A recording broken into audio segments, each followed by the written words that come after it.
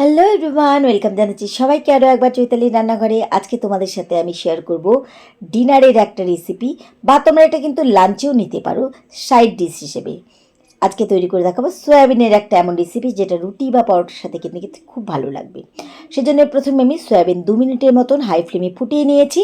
এবার ভালোভাবে সয়াবিন থেকে জল চেপে বের করে এরকম শুকনোভাবে নিয়ে নিচ্ছি একটা গ্রাইন্ডারের মধ্যে। আর খুব ভালোভাবে প্রথমে এটাকে বেটে নিচ্ছি।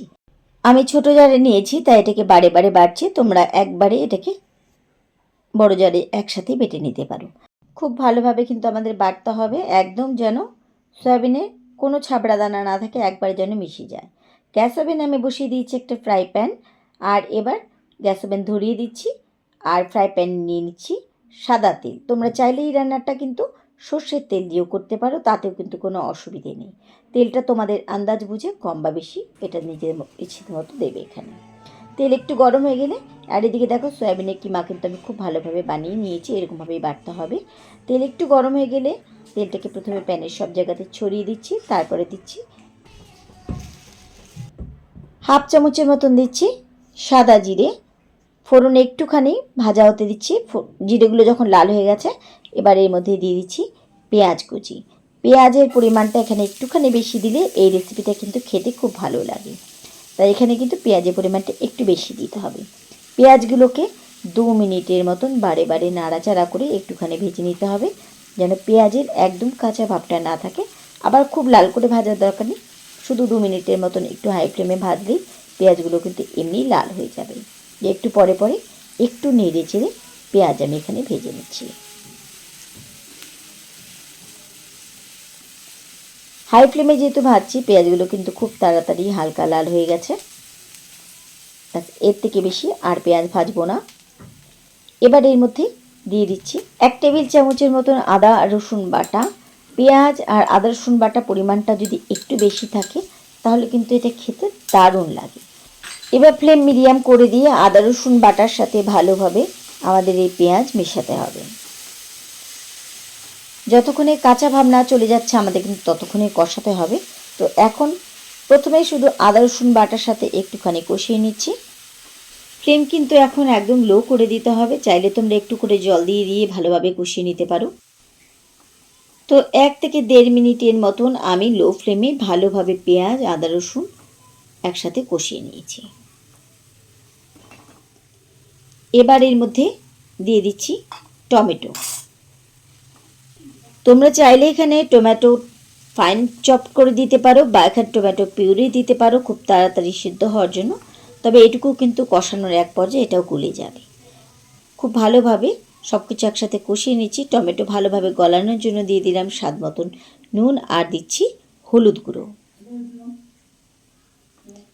নুন আর হলুদ গুঁড়োর সাথে আরও একটুখানি সব কিছুকে একসাথে কষিয়ে নিচ্ছি।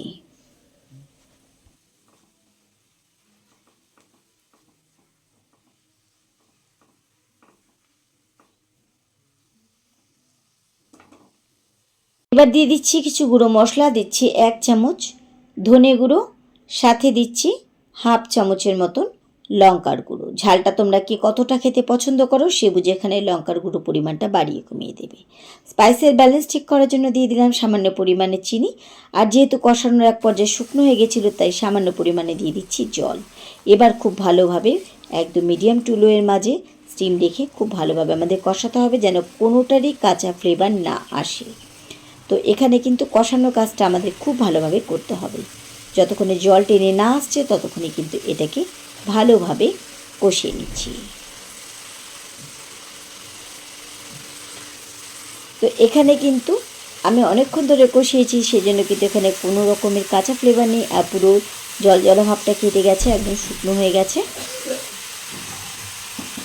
এবার এর মধ্যে দিয়ে দিচ্ছি আগে থেকে সেদ্ধ করা বেটে রাখা সয়াবিন। এটা খেতে কিন্তু দারুণ লাগে। তোমরা কিন্তু বাড়িতে অবশ্যই একদিন এই রেসিপিটাকে ট্রাই করে দেখো। ডিনারে যদি রুটি বা পরোটার সাথে কি খাবে ভাবছো, তাহলে কিন্তু চটজলদি এই রেসিপিটা বাড়িতে বানিয়ে নিতে পারো, যেটা কিন্তু প্রত্যেকেরই খুব ভালো লাগবে খেতে। একদম মনে হবে যে তুমি চিকেনে কিমা খাচ্ছ। আর যদি বাচ্চারা না খায়, তাহলে বলবো একটু স্পাইসি করে করবে, এটাতে কাঁচা লঙ্কা কুচিও দিতে পারো। আর যদি বাচ্চারা খায় তাহলে তোমরা ঝালটা তোমার বাচ্চা কতটা পছন্দ করে সে বুঝে এখানে ঝালের পরিমাণটা দিতে পারো। খুব ভালোভাবে কিন্তু আমি এখানে সব কিছু একসাথে মিশিয়ে নিয়েছি। এবার এর মধ্যে দিয়ে দিচ্ছি জল, যেন ভালোভাবে মশলার সাথে আমাদের সয়াবিন একটু গা মাখা হতে পারে। এর মধ্যে কিন্তু খুব একটা জল দেওয়ারও দরকার নেই। চাইলে তোমরা এটাকে একটুখানি পাতলা হিসেবে খেতে পারো, তাহলে জলের পরিমাণটা আর একটুখানি বেশি দেবে। তবে আমি একটু খুব ঘন করব, সেজন্য আমি এখানে জলের পরিমাণটা খুব একটা বেশি দিলাম না। এই পর্যায়ে চাইলে তোমরা নামিয়ে নিতে পারো। আর রুটি বা পরোটার সাথে খেলে কিন্তু আমাদের এটুকু গ্রেভি লাগবে। এটা কিন্তু ঠান্ডা হয়ে যাবার পরে আরেকটু টেনে আসবে। এবার দিয়ে দিচ্ছি গরম মশলার গুঁড়ো। ভালোভাবে গরম মশলা গুঁড়োর সাথে একটুখানি মিশিয়ে নিচ্ছি। এবার কিন্তু আমি নামিয়ে নেব, কারণ আমাদের সয়াবিনের কিমা কারি কিন্তু একদম রেডি। ছড়িয়ে দিচ্ছি কিছু ফ্রেশ ধনেপাতা। ধনেপাতার সাথে মিশিয়ে নিচ্ছি। বাস তৈরি হয়ে গেল আমাদের খুবই সিম্পল, একদম কম খরচের অসাধারণ ডিনারের একটা রেসিপি, যেটা তুমি লাঞ্চে সাইড ডিশ হিসেবেও নিতে পারো। তো আশা করি আমার আজকের এই রেসিপি তোমাদের ভালো লেগেছে। রেসিপি ভালো লাগলে কিন্তু বরাবরের মতো লাইক শেয়ার করতে ভুলো না, আর অবশ্যই কিন্তু কমেন্ট করে তোমাদের মূল্যবান মতামত দিতে ভুলো না। এই ছিল আমার আজকের সহজ রেসিপি। আশা করি তোমরাও কিন্তু বাড়িতে একদিন ট্রাই করবে। তাহলে আজকের মতো সবাইকে ধন্যবাদ জানিয়ে এখানেই বিদায় নিচ্ছি। ফিরে আসবো আবার অন্য কোনো রেসিপির সাথে অন্য কোনো দিন। সেই পর্যন্ত সবাই খুব ভালো থেকো, সুস্থ থেকো।